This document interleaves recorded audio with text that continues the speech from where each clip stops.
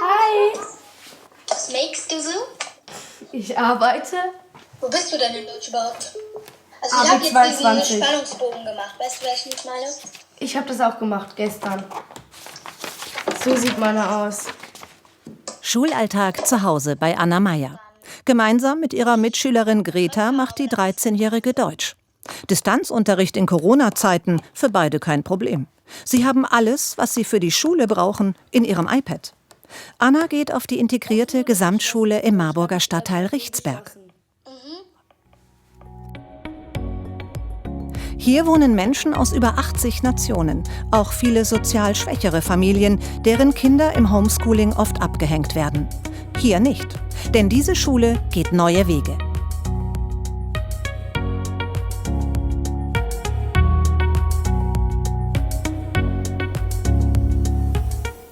Hinter dem Lernkonzept an der Richtsbergschule Marburg steht Thomas Färber, der Schulleiter. Von den wenigen Schülern in der Notbetreuung bekommt er gerade ein Feedback, wie es für sie hier gerade so läuft. Im Atelier auch? Ja, auch manchmal. Es gibt so Tage, wo es dann manchmal auch ziemlich unruhig ist. Okay. Also, Ja, mehr Ruhe wäre schon cool. Mehr Regeln. Mehr Regeln, gell? Ja. Und ein bisschen konsequenter. Für Thomas Färber sind solche Gespräche auf Augenhöhe wichtig. Die Kritik der Schüler nimmt er ernst, denn sie sind der Antrieb für seine Vision einer digitalen Schule, die sogar Spaß macht. Der 54-Jährige leitet seit 2004 diese Schule und hat sich schon lange vor der Pandemie auf den digitalen Weg gemacht. Die Grundthese ist ja die, dass Kinder lernen wollen. Und Kinder brauchen aber eine Atmosphäre, eine Umgebung, in der sie lernen können. Hallo! Und dafür bekommen die Schüler Raum. Die Mädels machen gerade ein Video über ihr Hobby. Die Ausstattung hat er selbst organisiert, unterstützt durch Sponsoren. Er ist ein Macher. Hier hat es angefangen. Also das waren 3 Klassenräume, in denen wir hier die Wände haben rausreißen lassen, haben wir unsere erste Lernlandschaft eingerichtet zum Schuljahrswechsel 1920 und haben hier mit 120 Kindern in 8 Lerngruppen A 15 Fünftklässlern gestartet. Klassen gibt es in Jahrgang 5 und 6 nicht mehr. Mittlerweile sind es rund 240 Schüler und die entscheiden selbst, was sie wann lernen wollen. Einige Aufnahmen sind vor Corona entstanden. Seit 1,5 Jahren gibt es das Perlenwerk, so heißt das neue Lernkonzept. Lehrer sind für Fragen immer vor Ort, obwohl hier alle selbstständig mit dem iPad lernen. Das Konzept Perlenwerk geht weit über Digitalisierung hinaus. Ich habe ein Arbeitsblatt, das Arbeitsblatt veröffentliche ich jetzt als PDF, schicke es den Kindern, die Kinder fotografieren das ab und schicken es wieder zurück. Das ist Digitalisierung von Prozessen und alte Prozesse bleiben auch digitalisiert, alte Prozesse. Digitalität heißt für uns, dass wir die Chancen nutzen, die Möglichkeiten der Zusammenarbeit, der Kollaboration in die Schule zu bringen. Das heißt, die Kinder können gemeinsam an Dokumenten, an Präsentationen arbeiten. Im Jahrgang 10 gibt es noch Klassen. Trotz Pandemie haben alle Abschlussklassen Präsenzunterricht. Auch hier läuft alles über das iPad. Matthias Merker macht im Mai seinen Realschulabschluss. Er fühlt sich trotz Corona gut darauf vorbereitet, denn alle Unterrichtsmaterialien sind immer digital vorhanden. Also wenn ihr nicht sicher seid und was rausgesucht habt und nicht wisst, wie ihr das einfügen sollt, dann fragt mich bitte. Im Unterricht hilft das Tablet Lehrerin Gabriele Linke auch, Abstand zu halten. Welche Geschichte hast du denn? Ich habe diese Kurzgeschichte, die wir selber schreiben mussten. Ach, die Six-Word-Story in lang. Ja, schick mir die mal. Ja, ich schicke sie einfach über Nachrichten. Ich korrigiere ihm das. Oder ich lese es natürlich erstmal und ich gebe ihm dann dazu eine Rückmeldung und schicke ihm das korrigiert zurück mit Anmerkungen. Und wenn er das nächste Mal mehr Platz lässt, dann wird es einfacher mit den Anmerkungen. Seit 3 Jahren arbeiten die Schüler hier mit dem iPad. Das müssen sie selbst kaufen. Wer es nicht bezahlen kann, bekommt finanzielle Unterstützung. Oder kann es über 3 Jahre finanzieren. Ohne läuft hier nichts.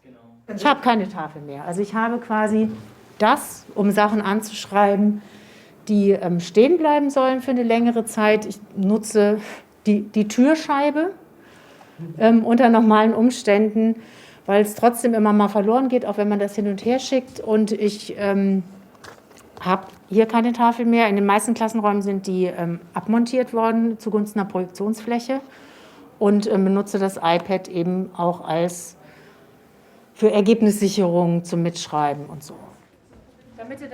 Den einzigen Stress, den Gabriele Linke hier seit Corona hat, ist das Hin- und Herlaufen zwischen den beiden Räumen der aufgeteilten Klasse.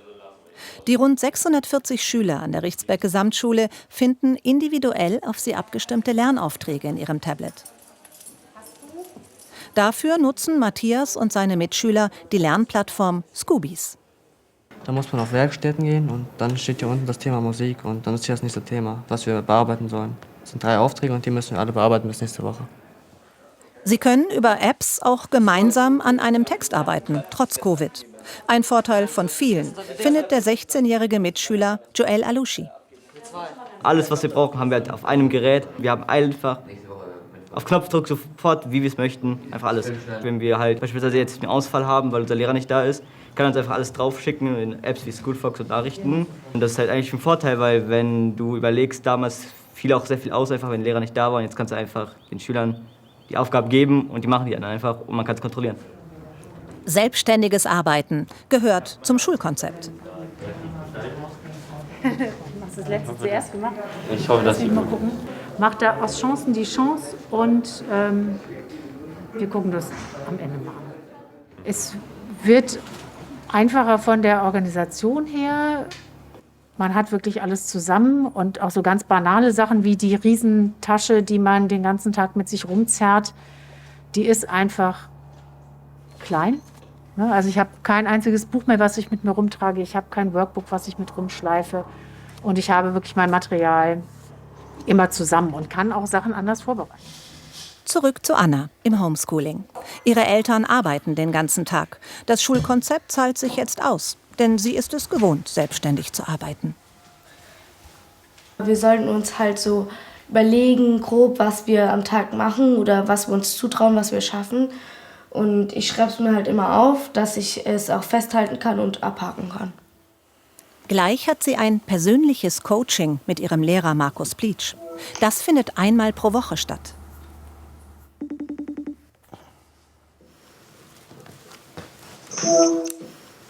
Hallo Anna, Hi. wie geht's dir heute? Gut. Ich wollte dich fragen, ob du denn in der vergangenen Woche auch was Schönes erlebt hast. Ja, Greta hatte Geburtstag. Und es war auch richtig toll und Ja, und jetzt habe ich am 6. Geburtstag. Super, freust du dich schon? Ja. Und hast du noch was anderes gemacht? Mal rausgegangen? Ich war gar nicht draußen fast. Ich bin eher in meinem Zimmer und vermuffel mich. Ja, eben, das solltest du ändern. Hast du denn heute schon mal in den Chat von der Werkstatt geguckt? Denn du hast ja eigentlich heute auch Werkstatt, oder? bei Frau Dersch? ich habe auch noch ein Plakat, das hole ich jetzt mal. Das 15-Minuten-Gespräch gehört zum Lernkonzept Perlenwerk und soll die Schüler stark machen. Okay, Das ist mein Plakat. sehr schön. Lehrer heißen hier übrigens Lernbegleiter. Anna hat nicht nur zu Hause, sondern auch in der Schule keinen festgelegten Stundenplan. Hallo Schatz, Hi. wie war dein Tag? Gut, warte mal kurz. Ich muss noch was machen. Soll ich schon was zu essen machen? Ja. Und wie war es sonst heute? Gut. Hattest du heute ein Coaching-Gespräch? Ja. Und dann habe ich noch das geschrieben. Fertig. Hast du in Mathe gearbeitet mit dem neuen Thema? Nö. Englisch weitergearbeitet? Anders. Ja. Hast du es denn jetzt verstanden? Sandra Meyer kann sich über den Leistungsstand ihrer Tochter jederzeit im iPad informieren. Ja. Sie macht sich keine Sorgen, dass Anna in der Schule nicht mitkommt. Im Gegenteil. Und dann habe ich noch das. Sie ist sogar tatsächlich gerne im Homeschooling, muss man sagen. Also sie macht es total gerne und sie ist total fleißig und sie würde sich wünschen, dass man sogar mehr ins Homeschooling auch gehen dürfte. Für das digitale Lernkonzept Perlenwerk hat ihre Tochter sogar die Schule gewechselt. Sie kann dort tatsächlich sehr individuell arbeiten, in ihrem Tempo, ihre Stärken, also das, wo sie stark ist, noch stärker ausbilden und natürlich aber auch an ihren Schwächen arbeiten, finde ich. Sie ist dadurch viel selbstbewusster geworden, weil sie weiß, was sie kann und sie kann das dort auch zeigen. Normalerweise wäre Anna hier, in der Lernlandschaft des Perlenwerks. Dahinter verbergen sich die Worte personalisierte Lernumgebung mit Werkstätten. Hier können die Schüler in Kleingruppen arbeiten. Während des Lockdowns sind immerhin rund 10% vor Ort. Im Lernatelier hingegen ist es ganz leise. Jeder Schüler hat hier seinen eigenen Arbeitsplatz. Es gibt keinen Frontalunterricht mehr.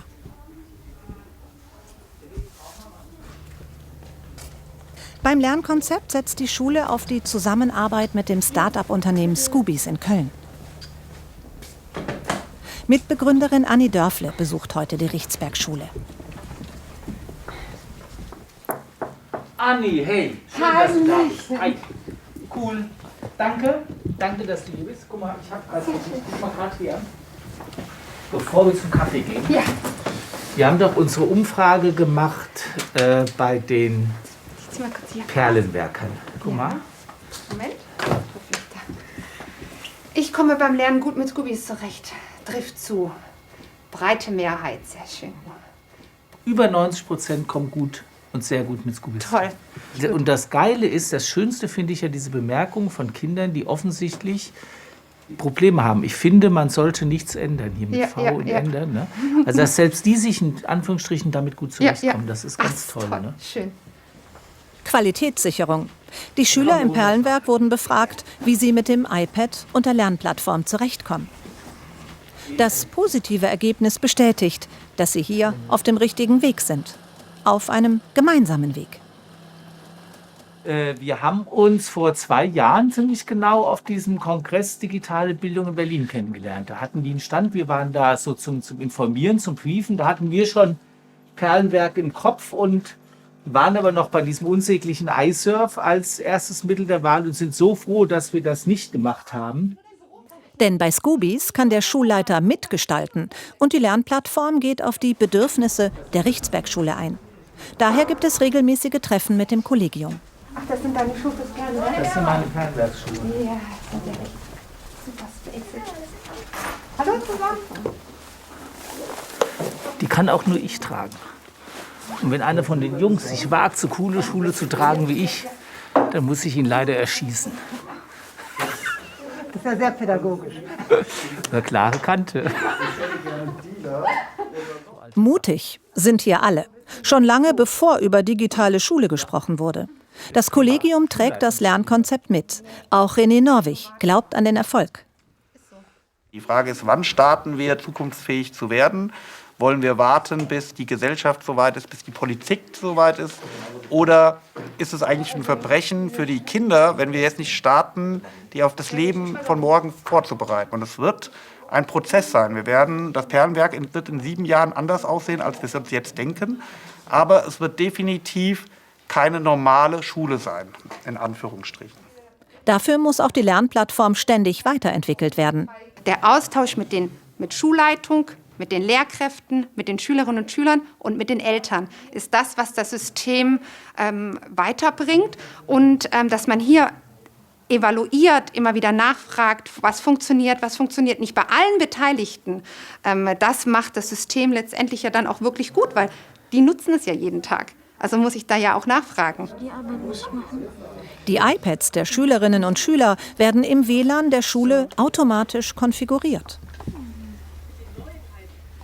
Hallo, darf ich euch ganz kurz stören? Ja. Und zwar, wir sind ja von Scoobies und sind heute wieder hier an der Richtsberg-Gesamtschule in Marburg. Ja. Und mich würde interessieren, was klappt gut in Scoobies? Was gefällt euch, aber auch, was gefällt euch nicht? Habt ihr irgendeinen Verbesserungsvorschlag, was euch unterstützen würde, dass es mit dem Lernen noch besser läuft? Also was ich gut finde, ist, dass man halt immer nachgucken kann, was man halt machen muss. Und dann ist halt am besten.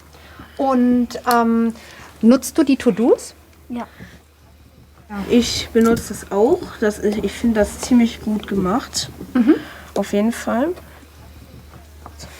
Okay, du wolltest auch noch was sagen, oder?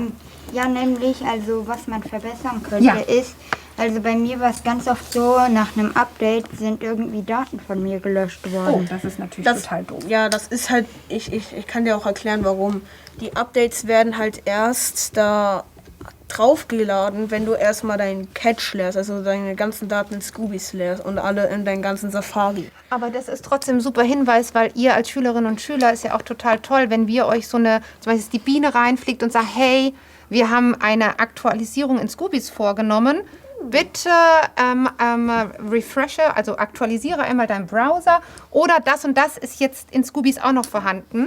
Ja, das was auch gut wäre, wenn das automatisch ist, dass man überhaupt nicht die ganzen Daten vom Safari löschen müsste. Die Schüler sind stolz, hier Impulse zu geben. Sie werden ernst genommen und können sogar mitentwickeln. Ihr habt nur einmal Feedback bekommen und dann kann man so vielleicht auch mal... Zurück zu Anna im Homeschooling.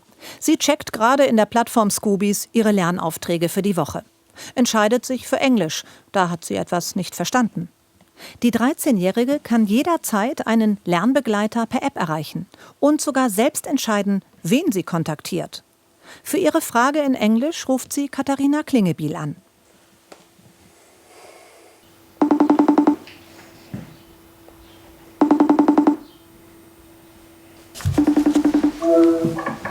How are you, Anna? Did you understand me? Yes. Can you help me in English? Concerning what? Warte, bei der B-Box, Page 45. Wo Jillian und Vanessa? Ja, das verstehe ich nicht. Ich habe das Ganze durchgelesen, schon öfters. Und ich verstehe nicht, wie ich das dann so aufschreiben soll. Nach ein paar Minuten ist Annas Frage beantwortet. Du hast ja deine Target Task, also deine Zielaufgabe für das Theme 2 abgegeben und geschickt. Vielen Dank dafür. Thanks for that. Well done, Anna. Ich schicke dir noch einen Feedbackbogen gleich. Jetzt. Did you get that? Yes. Okay. Anna, da steht nochmal genaues Feedback zu deinem Film, den du mir geschickt hast. Das ist ja auch gleichzeitig dein Gelingensnachweis gewesen für Englisch, für dieses Thema, Theme 2. Anna schreibt keine Klassenarbeiten, sondern Gelingensnachweise. Lernbegleiterin Katharina Klingebiel ist ebenfalls im Homeoffice mit 3 Kindern. Eine Sprache lernen auf Distanz. Wie ist das überhaupt machbar? Für mein Fach Englisch sieht es deswegen so aus, dass ich gerade von den Kindern sehr viele Audioaufnahmen verlange. Da lesen die Kinder kleine Texte vor oder lesen ihre Antworten vor oder müssen auch mal kleine Dialoge sprechen und oder kleine Filme drehen. Und da bin ich super erstaunt, wie kreativ die Kinder sind im Homeschooling. Also da kommen manchmal hier bei mir Ergebnisse an, wo ich so denke, wow. In der Schule sind alle Klassenzimmer mit Apple TV und Beamer ausgestattet. Matthias aus Klasse 10 hat jetzt Deutsch. Ich habe euch das in Scoobies eingestellt, weil ich gleich auch wieder rübergehen werde und habe das nach A- und B-Kurs mit unterschiedlichen Aufgaben versehen. Ihr könnt euch schon mal in euren Account einwählen. Und dann könnt ihr mir bitte eure Arbeitsergebnisse aus den Auswahlaufgaben auch hier hochladen. Dann kann ich mir das in Ruhe angucken. Für Matthias ist digitales Arbeiten selbstverständlich. Seit dem Sommer nutzt er den Schulmessenger-Dienst Schoolfox fürs Hochladen. Das lief im ersten Lockdown noch nicht so rund.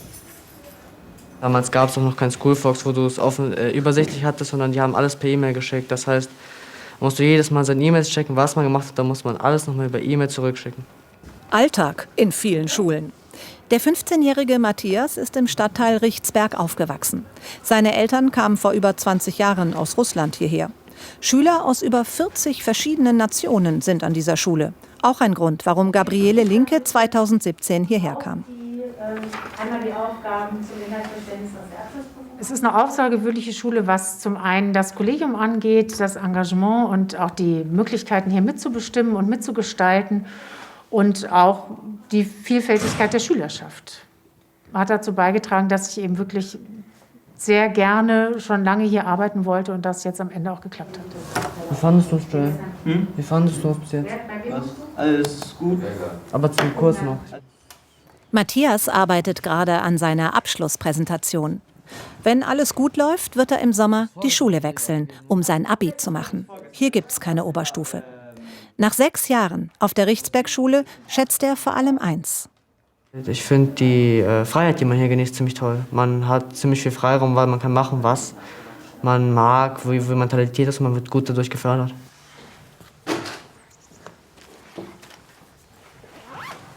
Der Nachmittagsunterricht fällt heute aus. Aber die Aufgaben nimmt er mit nach Hause. In seinem iPad. Währenddessen ist Schulleiter Thomas Färber mit seinem Kollegen Armin Schriever unterwegs zum Herzstück der Schule.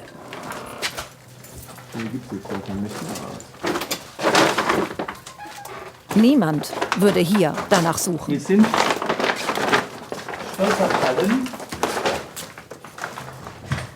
Wir haben es ja schon Mühe gemacht und haben jetzt schon hier diesen Dreck hingelegt. Und das ist hier, das was Sie sehen, das ist Marburger Buntsandstein. Das ist der Fels, auf dem die Schule gebaut ist. Und das ist sozusagen unser ganz privates Bergwerk, sehen Sie ja hier. Und da ist halt jetzt neue Technik drin. Wahrscheinlich einer der modernsten Serverräume an einer Schule in Marburg, aber halt ein bisschen versteckt. Das ist unsere Zukunft sozusagen. Die müssen wir jetzt nur ausbauen. Und wir müssen... Da ist noch Platz für eine Festplatte. Ja, natürlich. Das ist überhaupt nicht die Frage. Es ist die Frage, wir brauchen halt Zugriff, wir brauchen Zugriff von außen. Und das können wir entweder über einen Anbieter machen oder über ein VPN-Netzwerk, dass wir es selber haben. Ich würde vorschlagen, besser wäre es, wir hätten die ganze Sache hier vor Ort. Ja. Ja. Die Schule hat keinen IT-Beauftragten. Armin Schriever ist für die über 700 iPads an der Schule zuständig. Eigentlich ist er hier Biolehrer. Die Daten, die die Kinder erzeugen, werden immer größer. Weil die Anforderungen, Filme drehen, Podcasts und so, das ist mehr als ein PDF. Und deswegen wird die Datenmenge der Kinder auch viel größer. Und deswegen brauchen wir einfach auch so ein bisschen zukunftsgewandt. Wir reden mal, wenn wir 2035 reden wir über ganz andere Datenmengen. Dass YouTube-Videos im Unterricht ruckeln, hat einen Grund. Seit Jahren kämpft der Schulleiter deshalb bei der Stadt für ein Glasfaserkabel. Da fehlt jetzt irgendwo zwischendurch 1,5 Kilometer tatsächlich, wo es angeblich das Problem ist, dass man keine Bagger kriegt für Erdarbeiten. Und da ich tatsächlich Bagger fahren kann, aus einer Laune des Schicksals, lebensbiografisch heraus, das auch wirklich gut kann, habe ich schon gedroht damit, ich würde mir jetzt beim Werkstattverleih einen Bagger leihen und das Loch selber graben. Ja, gut. Dann wieder raus.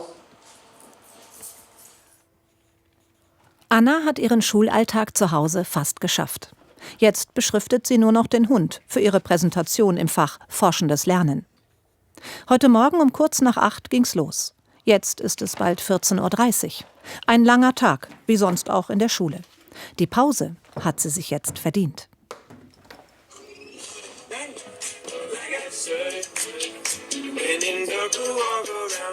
Die 13-Jährige liebt Hip-Hop, Breakdance und Fußball. All das geht derzeit wegen Corona nicht. Aber Homeschooling geht. Damit kommt sie gut klar. Auch nach über 2 Monaten Distanzunterricht. Also es ist schon anders, aber nicht so ganz. Weil ich arbeite eigentlich meistens mit meiner besten Freundin zusammen. Und wir treffen uns ja trotzdem immer. Und wenn ich dann mal ruhig arbeite, ist es ja wie, als würde ich an meinem Platz arbeiten. An ihrem Platz in der Schule. Thomas Färber verlässt gerade die Schule. Heute ist ein wichtiger Tag für ihn. Der Schulleiter ist auf dem Weg zum Rathaus. Es geht mal wieder um das lang ersehnte Glasfaserkabel.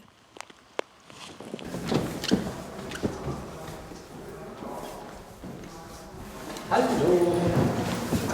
Hallo. Hallo, da sind wir. Hallo. Hallo. Ja, schön, dass wir den Termin noch gefunden haben. Gerne. Wollen wir uns reinsetzen? Gehen wir in Magistratssitzungssaal. Ja. Endlich gibt es die Zusage der Stadt. Und jetzt will der Schulleiter konkret wissen, wann das Kabel gelegt wird. WLAN ist perfekt inzwischen, läuft. Und dann brauchen wir einfach sozusagen ein dickeres Kabel. Kriegen wir jetzt. Deswegen, ich bin sehr, sehr froh, dass wir von dieser Übergangslösung runterkommen und im zweiten Quartal dann eine Glasfaser anschließen. Im zweiten Quartal, jetzt 2021, das heißt, Mai, Juni darum. Das heißt richtig, zwischen Mai und Juni zum neuen Schuljahr, zum nächsten ist es dann wirklich safe. Und dann können Sie so arbeiten, wie es auch gut ist und wie es erforderlich ist. Die Marburger Bildungsdezernentin Kirsten Dinnebier war selbst einmal auf der Richtsberg-Schule und schätzt sie. Weil die Richtsberg Gesamtschule schon immer inklusiv und integrativ gearbeitet hat und den Blick auf die einzelnen Schülerinnen, auf den einzelnen Schüler immer schon gehabt hat und sich frühzeitig auf den Weg gemacht hat, digitale Bildung auch bildungsgerecht zu denken, auch da jedes Kind mitzunehmen und zu fördern. Die Richtsberg-Schule hat eine weitere Hürde geschafft auf ihrem Weg zur Schule der Zukunft. Da tut sich einiges in der Sache.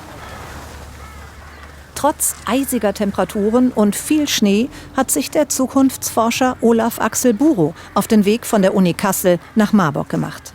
Gerade hat er ein Buch veröffentlicht, wie Schulen krisensicher durch die Corona-Zeit kommen. Der Schulleiter Thomas Färber hat ihn eingeladen, denn heute ist Gesamtkonferenz in der Richtsberg-Schule Marburg. Der Professor für Pädagogik soll zu Beginn einen Vortrag halten. Das ist doch wunderbar hier. Er hat eine klare Haltung zur Schule der Zukunft. Im Moment diskutieren ja viele schon, übrigens auch die Kultusminister, wie kommen wir möglichst schnell zurück zur Normalität. Das wäre ein Albtraum, das ist die falsche Frage. Schon vorher war normal nicht okay, sondern wir brauchen sozusagen jetzt eine Offensive, die 10 Jahre, die wir die Digitalisierung verschlafen haben, jetzt zu nutzen. Und nie war die Chance so groß, weil viele Lehrkräfte, die große Manschetten haben, die merken plötzlich, es ist gar nicht schwierig mit Zoom. Es gibt ganz viel Lernmaterialien im Netz. Es ist gar nicht so kompliziert. An dieser Schule schätzt er, dass sie sich schon frühzeitig krisensicher aufgestellt hat. Es ist so schön, euch alle zu sehen. Und die Richtsberg-Schule steckt noch mitten im Prozess. Thomas Färber holt sich dafür regelmäßig Rat von außen. In unterschiedlichen Pilotprojekten vernetzt er sich mit anderen Schulen. Seine Schule ist Vorreiter, wenn es ums digitale Lernen geht. Über den weiteren Weg wollen die Lehrer heute auf der Gesamtkonferenz diskutieren. Dafür gibt es Input vom Experten. Jetzt darf ich an Herrn Burow übergeben. Ich glaube nicht, dass Sie es in einer halben Stunde schaffen. In seinem Vortrag kritisiert Olaf Axel Burow das Bildungssystem und seine Schwachstellen, die sich seit Corona besonders bemerkbar machen. Nicht an dieser Schule. Hier ging der Schulalltag einfach weiter. Und das soll auch Mut machen. Alles ist unsicher. Ja? Wir wissen nicht, was passiert. Toll. Wir können alles gestalten. Ich meine, das klingt jetzt ein bisschen zynisch angesichts der Lage, die wir haben. Aber ich glaube schon, dass die Corona-Pandemie auch für die Bildung viele Chancen bietet. An der Richtsberg Gesamtschule Marburg soll das Lernkonzept Perlenwerk in den nächsten Jahren bis Klasse 10 ausgeweitet werden. Denn für die Zukunft der Schülerinnen und Schüler hat Schulleiter Thomas Färber eine klare Vision. Kinder, die in der Welt, in einer zunehmend globalisierten Welt bestehen können, mit ihren Fähigkeiten und Fertigkeiten, die darauf vorbereitet werden, eine Ausbildung, eine Lehre, ein Studium so zu absolvieren, dass es für sie und für die Gesellschaft zukunftsorientiert ist. Und da können Sie sich schon vorstellen, wenn Kinder, die hier 6 Jahre in der Sek 1 gelernt haben und dann hier Leistungskurse in diesem Surrounding abgebildet bekommen haben, wie die an der Uni anders studieren können, Gesellschaft anders gestalten können, Verantwortung übernehmen können für sich und andere. Und das ist unsere große Hoffnung, die Welt zu einem schöneren Ort zu machen und was Anständiges zu tun.